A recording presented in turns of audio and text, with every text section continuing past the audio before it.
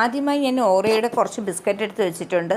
ഒരു ചെറിയൊരു പാക്കറ്റിലെ ബിസ്ക്കറ്റാണിത്. അതിൽ നിന്ന് 2-3 ഒന്നും വെച്ചിട്ടില്ല. ഇതിന് നമുക്കൊരു ചെറിയ മിക്സിയുടെ ജാറിലിട്ട് ഒന്ന് നല്ലതുപോലെ ഒന്ന് പൊടിച്ചെടുക്കാം.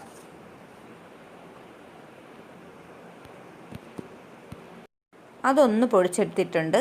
ഇനി നമുക്ക് മിൽക്ക് ഷേക്ക് തയ്യാറാക്കാൻ വേണ്ടിയുള്ള ജാർ എടുക്കാം.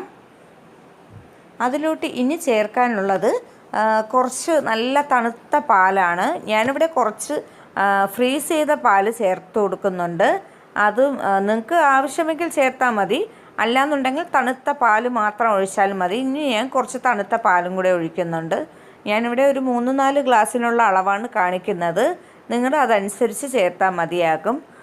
എന്നിട്ട് പിന്നെ ഞാൻ ഏതെങ്കിലും ഫ്ലേവറിലെ ഐസ്ക്രീം ചേർത്താൽ മതിയാകും. ഞാനിവിടെ ചോക്ലേറ്റിൻ്റെ ഐസ്ക്രീമാണ് ചേർക്കുന്നത്. അതൊരു 4 ടേബിൾ സ്പൂണോളം